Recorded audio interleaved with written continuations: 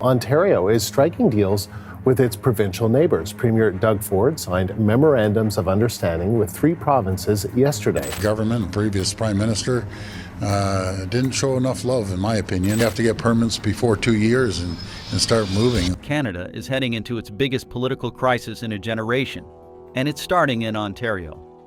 Premier Doug Ford's government has passed a law that lets Ontario ignore almost any federal rule.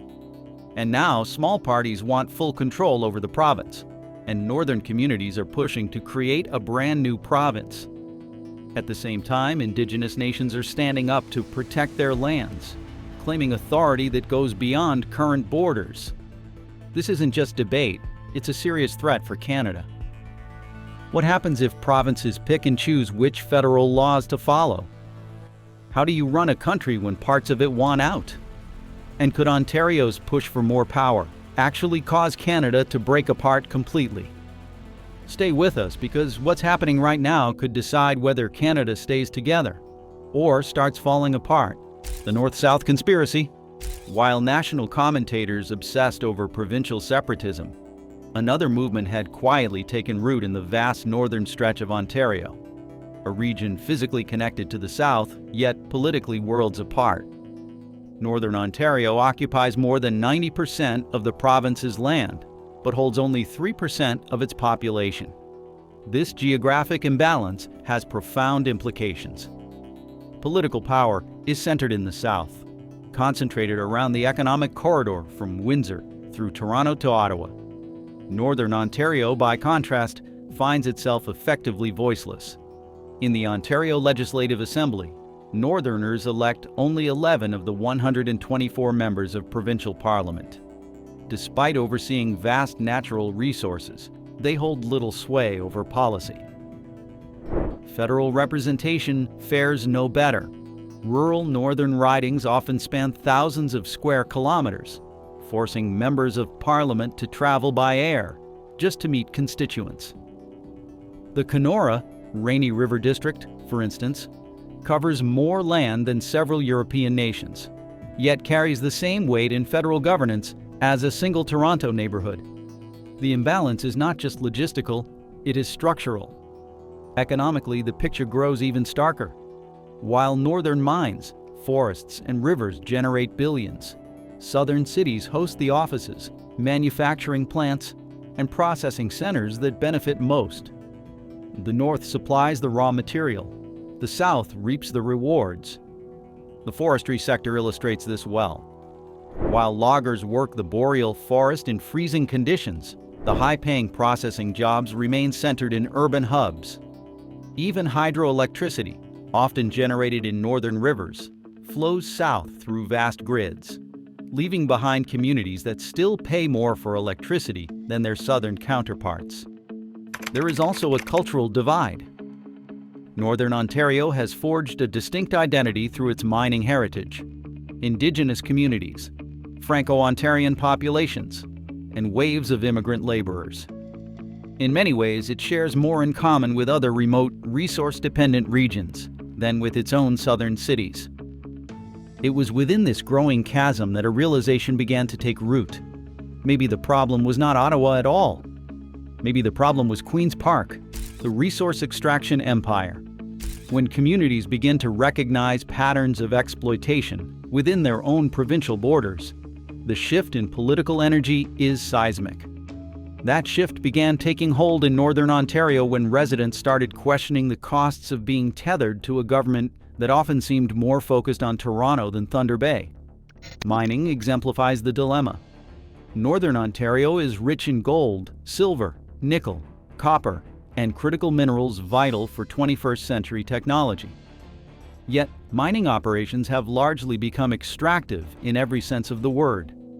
Resources are pulled from the earth and shipped away, profits banked in far-off cities, and environmental rehabilitation often left as a problem for taxpayers to resolve. The Ring of Fire stands as a symbol of this dilemma.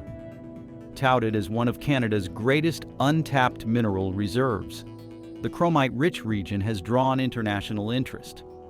While exploration and investment swirl, Few expect processing centers or high-skill employment hubs to materialize in the north. Instead, they will likely land where they always do, in the urban south. Forestry reveals the same pattern. Small towns built around mills have seen local industries shuttered or consolidated. Raw logs now travel hundreds of kilometers to southern Ontario facilities, where they are processed into profitable products. In exchange, many northern towns get little more than layoffs and outmigration. Hydroelectric development completes the trifecta. Northern waters feed Ontario's power grid. Yet those who live near these rivers often pay some of the highest electricity bills in the province. It is not simply unjust, it is demoralizing. All of this has taken a toll on human capital. Young residents move south in search of education and opportunity. Indigenous communities are burdened by overlapping jurisdictions and environmental degradation, often left voiceless when decisions are made about their traditional lands. The economic engine that runs Canada's largest province is powered by the north, but the control panel remains firmly in the south. That disparity has begun to radicalize people. And in one city on Lake Superior, those people decided to do something about it. The political underground. What emerged from Northern Ontario was not a protest, but a plan. The Northern Ontario Party formed with one goal: to create a new Canadian province. Not to leave the country, but to leave Ontario behind. The party officially registered in the year 2016. It was not born from reactionary anger, but from calculated analysis. Previous attempts to secure better funding or stronger representation had failed. The Northern Ontario Party proposed something bolder: full autonomy within the Federation. The plan was specific. The proposed province would include all territory north of a line drawn roughly along Highway 11, capturing key centers such as Thunder Bay, North Bay, Timmins, and Sault Ste. Marie. These were communities linked not only by geography and economy, but also by shared alienation from provincial policy. Canadian precedent makes such a proposal constitutionally possible. Alberta and Saskatchewan emerged as provinces in the year 1905. Nunavut became Canada's newest territory in the year 1999. The Canadian Parliament has the authority to create new provinces through legislation. Though politically difficult, the legal mechanism exists. The Northern Ontario Party mapped out its vision in detail.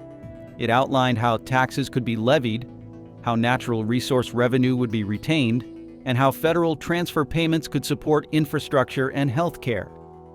It imagined a province governed by and for the people who lived there, not one constantly negotiating for relevance. Logistical hurdles remain daunting. Campaigning across such a vast and underpopulated area is expensive and difficult. Many residents live hours from their nearest polling station. Traditional campaign strategies designed for urban density simply do not apply. Still, support continues to grow, especially among younger voters. Many of them came of age watching industries disappear, services decline, and infrastructure erode. Their experiences shaped a belief that staying in Ontario meant continued neglect. Digital platforms have become the party's organizing lifeline. Isolated communities now find common cause, coordinating online across massive distances. Resource workers, often employed across multiple towns and camps, form natural networks for spreading the message. The goal is not revolution. It is recognition. The people of Northern Ontario are not demanding independence from Canada. They are demanding inclusion within it, on their own terms, as a new province shaped by their values, priorities, and future. We map the treaties, land claims, and self-governance rights most people overlook, and it changes the entire separation conversation. You now know what even politicians pretend not to. If you want more clarity like this, tap subscribe and keep the signal strong. The Ontario Party Revolution. While the public narrative focused on imaginary separatist movements, one small political party was drafting a real revolution. The Ontario Party didn't just want reform, it sought full constitutional sovereignty within Canada. What appeared fringe only a few years ago was now becoming central to a wider political shift. The party was founded in opposition to what it labeled the Uniparty Consensus, a political establishment composed of progressive conservatives, liberals, and New Democrats that, in their view, all bowed to federal authority. The Ontario Party's core document proposed legislation that would allow Ontario to reject federal laws, refuse enforcement of national policies, and collect all taxes independently from the federal government. This proposal, dubbed the Ontario Sovereignty Act, was more than symbolic. It would grant Queen's Park the ability to nullify any federal rule deemed harmful to the province's economic or political interests. Quebec is currently the only province to collect its own income taxes. The Ontario Party insisted Ontario should do the same, arguing that residents had a right to control where their tax dollars went. The platform also called for provincial control over immigration. Party members claimed the federal government overloaded Ontario's infrastructure without proper compensation, turning immigration into a financial burden for municipalities rather than an opportunity. Healthcare, education, and energy followed the same logic. Every core sector of governance was to be reclaimed under provincial authority. The Ontario Party's stance was simple. If Quebec can control its programs, why can't Ontario? While the party lacked serious electoral victories, its ideas traveled fast online. Sovereignty became a rallying point for suburban and rural voters who felt ignored by both Ottawa and downtown Toronto. Their proposals weren't just talked about. They were starting to influence major policy discussions. What was once dismissed as radical posturing was evolving into something larger and more strategic, especially once the Alberta blueprint began circulating behind closed doors. The Ontario Party Revolution. While the public narrative focused on imaginary separatist movements, one small political party was drafting a real revolution. The Ontario Party didn't just want reform, it sought full constitutional sovereignty within Canada. What appeared fringe only a few years ago was now becoming central to a wider political shift. The party was founded in opposition to what it labeled the Uniparty Consensus, a political establishment composed of progressive conservatives, liberals, and New Democrats that, in their view, all bowed to federal authority.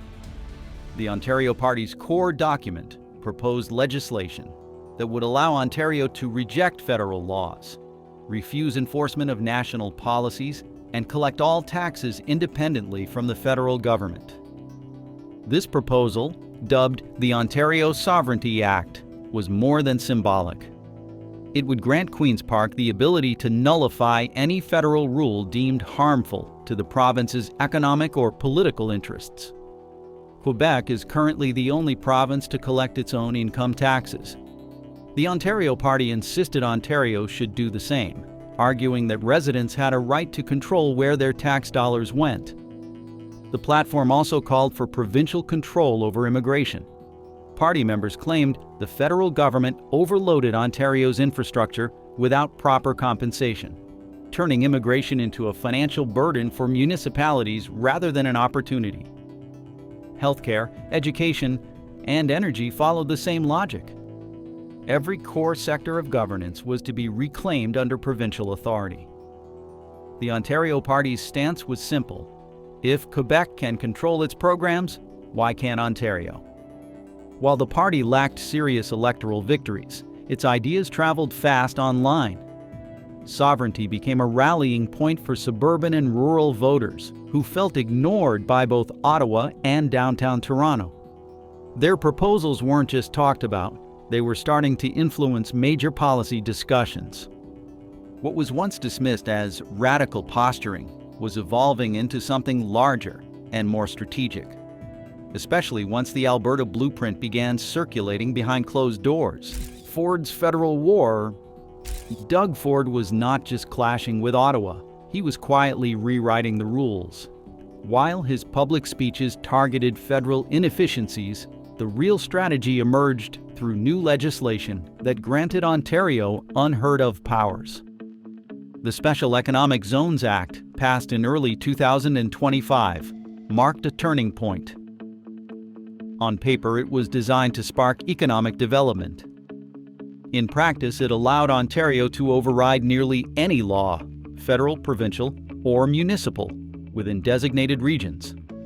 This act gave Ontario's cabinet full authority to declare areas exempt from rules they deemed obstructive. Environmental safeguards, labor protections, tax codes, even basic safety protocols could be suspended if economic growth was the goal. It was deregulation taken to its constitutional limits. No other province had introduced anything comparable. Legal scholars pointed to international models, specifically China's special zones, as the closest parallel. In Ontario's case, the implications were uniquely dangerous. These zones gave the province the tools to defy federal law without needing direct constitutional change. The act set off alarms across the country. Indigenous leaders warned that treaty rights could be bypassed. Environmental organizations predicted ecological disasters in areas stripped of basic regulation. Municipal governments feared loss of control as local bylaws were rendered powerless by cabinet decree. Ottawa remained largely silent. Whether due to legal caution or political strategy, the federal government offered no formal challenge. In that silence, Queen's Park found space to expand its interpretation of provincial power even further. The mechanisms now existed to make federal law optional, at least within Ontario's borders. And that meant something unprecedented was about to happen: the constitutional showdown. The fragile architecture of Canadian federalism now faced its biggest test. With one province asserting the right to reject national law, the foundational question emerged: what happens when a province simply stops listening? The federal government was trapped between constitutional duty and political reality. Challenging Ontario risked destabilizing an already strained federation. Ignoring Ontario risked inviting other provinces to follow suit. Either path carried national consequences. The ripple effects came quickly. Quebec praised Ontario's assertiveness. Alberta doubled down on its own sovereignty framework. Even British Columbia and Atlantic provinces began exploring whether aspects of Ontario's approach could be adapted to their own regional priorities. Legal scholars warned of fragmentation. If every province picked and chose which federal laws to obey, national consistency would dissolve. Gun laws, environmental protections, Indigenous rights, even criminal justice could vary widely from one province to another. The Supreme Court of Canada would eventually be asked to rule, but legal decisions take years. In the meantime, practical enforcement became the core issue. If Ontario ignored a federal rule, did Ottawa have the resources to enforce compliance? Could a patchwork federation still function under conflicting laws? Indigenous communities observed these developments with a mix of concern and opportunity. If provincial sovereignty could be reasserted, why not Indigenous sovereignty too? The constitutional realignment created openings that no one had planned for, but many would soon pursue. Canada's federation was no longer stable. It was evolving, faster than anyone had predicted. The equalization trap. Ontario has long been labeled Canada's richest province, yet it increasingly resembles a donor state stuck in a system designed to drain its success. Equalization payments, meant to promote fairness, now transfer Ontario's wealth to other provinces while its own infrastructure decays. The program takes money from provinces with high fiscal capacity and redistributes it to those with lower revenues. Ontario receives less than $600 million annually, while Quebec takes in over $13 billion. On a per-person basis, Ontario gets under $40. Quebec receives more than $1,600. What angers many taxpayers is not the redistribution itself, but how those funds are used. Quebec can maintain cheap daycare, low tuition, and an expansive public sector, all subsidized in part by Ontario. Meanwhile, Ontario faces soaring childcare costs, crowded schools, and strained hospitals. The disparity goes beyond equalization. Total federal spending per person in Quebec is over $11,000. In Ontario, it's about $8,500, even though Ontario contributes more to federal revenues than any other province. Local leaders are calculating how much money leaves their communities. The growing realization is that Ontario is not just underfunded, it is actively subsidizing infrastructure and services in provinces that offer their residents a better quality of life. The infrastructure deficit. Ontario's infrastructure crisis is not the result of bad management. It is a product of federal neglect. Despite driving Canada's economy, Ontario receives a disproportionately small share of federal infrastructure funding. Highway 4, O1, North America's busiest, sees over 400,000 vehicles a day, moving goods between Toronto and the United States. Yet the federal government prioritizes roads in less trafficked provinces. Congestion costs Ontario billions each year. Transit is another casualty. Cities like Toronto and Ottawa face chronic underfunding, despite carrying the highest ridership in Canada. Federal formulas favor regions with less complex needs, while Ontario cities fall behind. Hospitals are operating beyond their limits. Federal health transfers are supposed to fund 1/4 of provincial health costs, but Ontario receives less per capita than most provinces. The result? Emergency room closures, surgery delays, and staffing shortages. Universities face similar strain. Ontario schools educate the most students and conduct critical research, but receive less federal research funding per student than counterparts in smaller provinces. Even housing, immigration, and environmental systems suffer. Ottawa continues to set ambitious population growth targets without investing in the infrastructure needed to absorb it. Ontario pays the price, the immigration pressure cooker. Ontario bears the brunt of Canada's immigration intake, especially in the Greater Toronto Area, where over 100,000 newcomers settle each year. Yet federal support has failed to match the growing demand. Settlement funding is based on outdated national averages that don't account for Ontario's higher costs of living. Municipalities are left covering housing, schools, and healthcare without adequate reimbursement from Ottawa. Schools quickly exceed capacity. Boards must hire teachers and provide language programs on short notice. Yet provincial and federal funding often arrives too late. Hospitals see rising pressure from newcomers needing specialized care. Ontario's healthcare system is already stretched, and immigration adds further demand without corresponding funding. Newcomers also need job training, language classes, and credential recognition. Municipalities are forced to fill these gaps.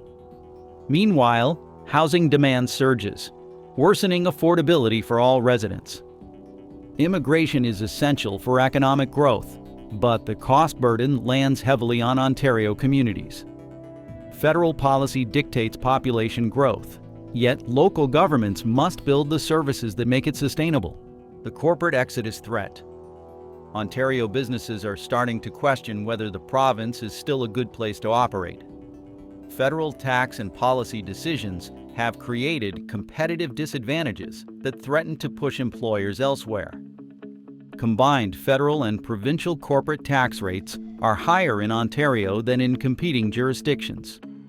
Meanwhile, regional development funds disproportionately benefit other provinces, even those with similar economic needs. Ontario's automotive industry, long a crown jewel, sees new federal investment flowing to other provinces. Electric vehicle and battery incentives are being steered away from legacy manufacturing hubs like Windsor and Oakville. Carbon pricing also punishes Ontario unfairly. The province's clean energy mix gets no recognition under national emissions rules, meaning manufacturers pay more without polluting more. regulatory burdens stack up. Federal and provincial rules often overlap or contradict each other, increasing costs. Immigration policies also miss the mark. Temporary worker programs prioritize farming and hospitality over tech and manufacturing.